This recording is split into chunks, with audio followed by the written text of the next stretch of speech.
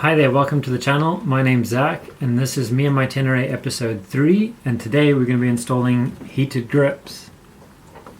We've got a special guest, Kerry. Hi, nice to meet you. Right guys, I just want to give you a lowdown on what's inside the box. So as you can see here on the motorcycle seat, we've got the throttle grip with connection, clutch side grip with a connection, control box, battery lead with an inline 5 amp fuse, battery terminals, mounting bracket, and we've got super glue, cable ties or zip ties, and mounting bolts. So that should hopefully be everything we need from the box. Alright, so what we're going to do is just show you where I want the controller. So the controller gets mounted with this plate, and on normal bikes you can mount it here, but it needs two bolts, whereas the Tenere doesn't seem to have it. So we're going to have to mount it here, and it means that we will have to either bend this or modify it in some way. Alright, so step one is we're going to remove the seats.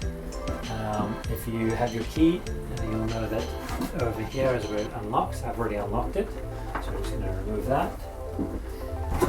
And then you normally have a little Allen key here and two bolts. I've already taken those out. And then what we have to do is remove this panel over here.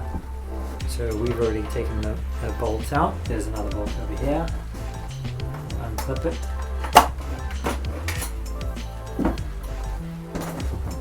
And that gives us our route where we're going to try and go along here with the cable, and we'll pop out at the top over here.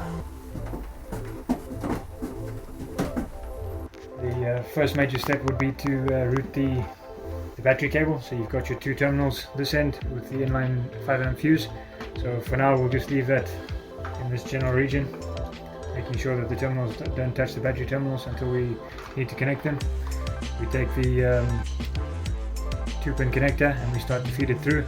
So what we've decided on is we're going to go underneath this aluminium bracket, and we're going to feed it through underneath the fuel tank coming out the side, feed it through, and then we're going to go underneath this plastic housing, trying to avoid the engine. So we're going to go from steel frame spar to the next spar, trying to avoid the engine so we don't touch it while it's hot in operation. And we're going to feed it through, and we're going to come out on top. So in order to facilitate us feeding it through, because it hasn't got sufficient rigidity, we're going to use a very highly technical tool that we've devised, which comprises a kebab stick and a piece of PVC electrical tape. So we're going to take the cable and the stick and basically take them together like so. Crude but effective, and what that will help us do is feed it through so we can capture it on the other side. So I'm just about to feed it through now that we've connected it to our stick. So I'm going to start here at the bottom on the side of the engine, and you should see it pop up on the other side at the top of the petrol tank. There it is. Okay, we've managed to get that through. So now that we've got it through, we can adjust our lengths and then cable tie off in preparation for the next step. Just a quick reminder, when you do come to connect your battery lead to the battery, make sure it's red terminal first, then black terminal.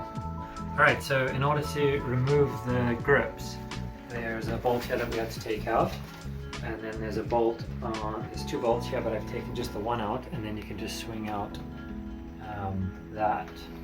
And then this needs a 12mm Allen key or hex key. What I have done is I've modified the mounting bracket. It had a 45-degree bend, but wouldn't fit, because we're going to put it on this side, because it's the only place that has the two bolts. So then the controller would sit like that. Okay, so the cabling for the controller is going to follow this cable here, and we're going to route it down. We started putting it through, and we'll come out under here. There you can see it just over there. Now, the lighting's pretty bad, but shake it around. There it is there. Okay, so once you remove this bolt over here is too short, and you have to use the Oxford ones, which comes with a spacer that will sit inside, and this will allow you to mount the plate.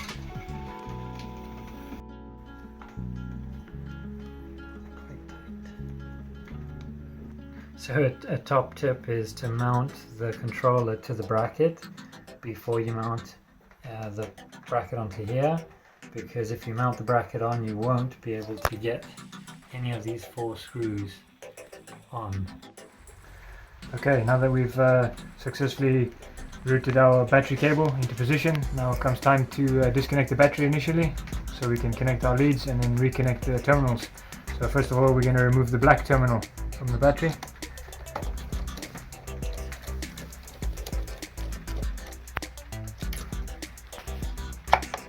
Making sure that's clear so it doesn't come back and make unnecessary contact. We're going to remove the red terminal.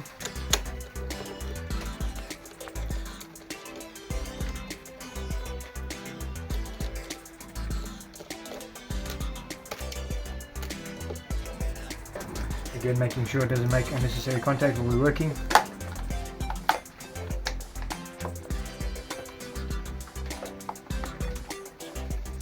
And then we're going to proceed to connect our leads, so working in reverse order, so red first.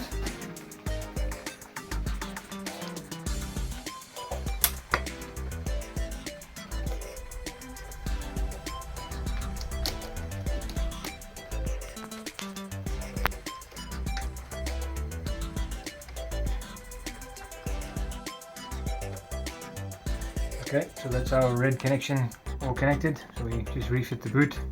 As you can see, the connection is nicely seated in the corner, so it's not interfering with the fit. We can refit our rubber boot over the positive terminal, take the negative, repeat the process and connect that, making sure that sits nicely in the corner again.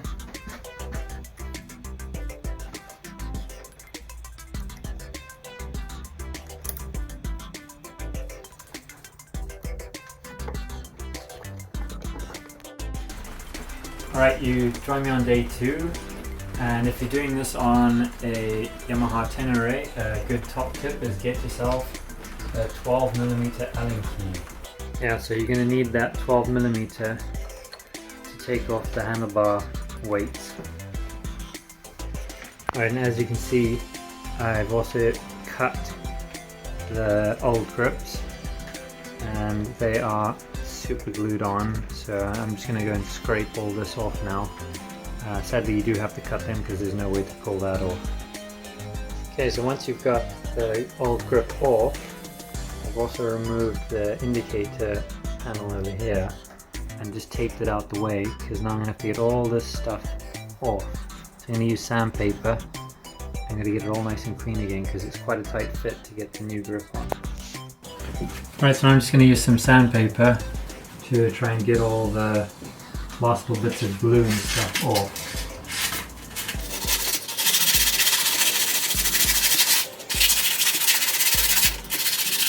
Right, as you can see now, all the glue and stuff is off. It's nice and smooth, so hopefully I can start putting on the new grip.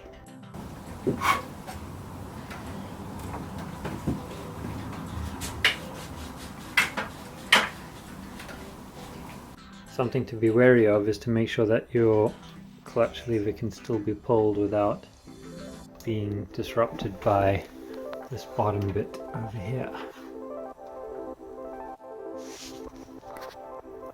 Thankfully, there doesn't seem to be glue on this side, the accelerator side, so it should just come off. I'm able to pull it. Can't really do it one-handed right now, but it's just pulling off, which is so much easier. Alright, so this one slid on really nice and easily, and one thing that is important is to notice that this moves, so as you're accelerating you need to make sure that that doesn't get in the way of your brake. Now obviously you're not going to be on full accelerator and full break. But it is important just to make sure that that's not getting in the way of anything. So the next thing I'm going to do is start looking at how these cables are going to wire and connect up down here. Alright, so what I've done is I've plugged it all in now, and I'm going to test to see if they work.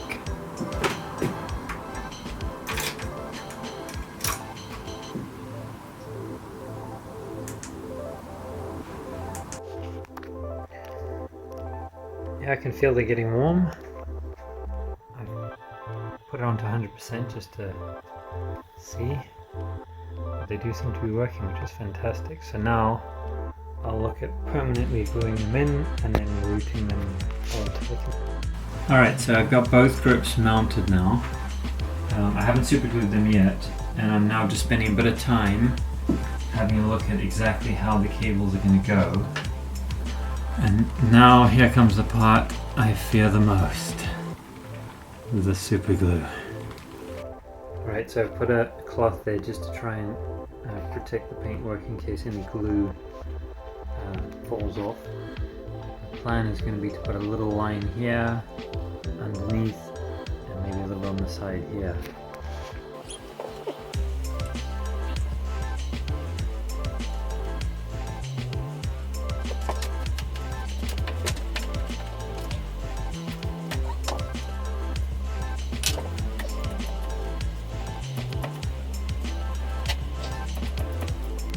Okay, so what I'm going to try and see if I can do is get all of these, like the plug-ins, and see if I can have them stay here somewhere.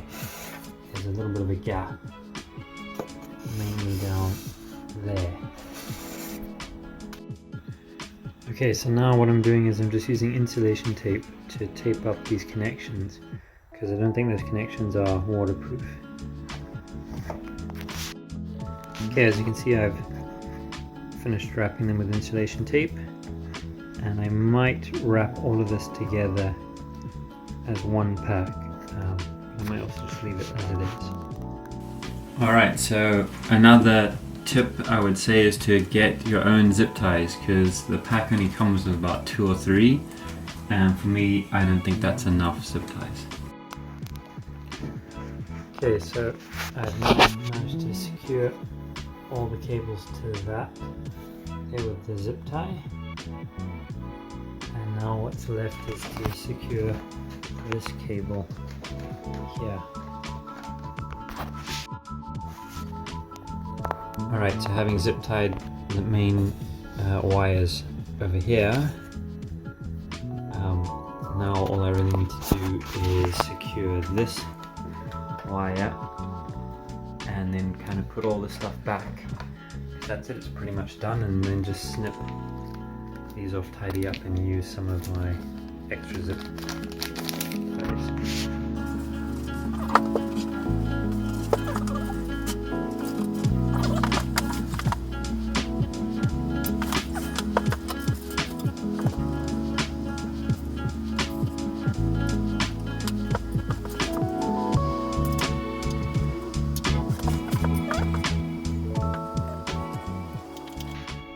Okay, all the zip tying is done. Done little bits and pieces just to try and neaten it up a little bit. I finished doing this cable here. I had to get some bigger zip ties. But it's all done, so now it's just a matter of putting the weights back and connecting these all up, and then taking it for a test ride. Okay, so I put this back, put the weight back on, and screwed it all in. So now this is all pretty much done on this side. I'll just repeat the process for that side now. Alright, so that's it. It's all installed and working.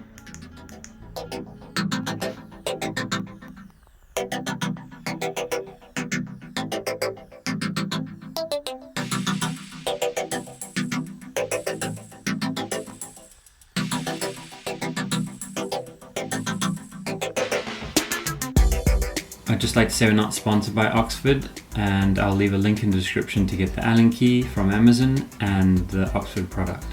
And if you're going to be doing this with a Tenere 700, top tip is get yourself a 12mm Allen key. And if you're going to be using this kit, I would say also another tip would be to get some more zip ties because they don't supply enough. Alright, so that's it, it's all done. I'd just like to say thanks for watching.